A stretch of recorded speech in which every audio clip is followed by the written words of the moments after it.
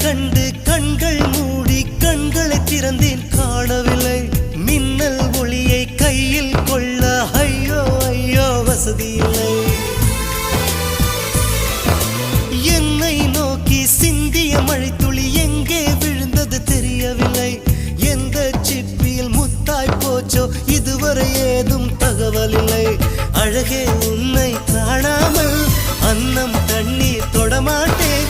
ஆகாயத்தின் மறுபக்கம் சென்றால் கூட விடமாட்டேன் உன்னை காணும் முன்னே கடவுள் வந்தாலும் கடவுளை தொழ மாட்டேன்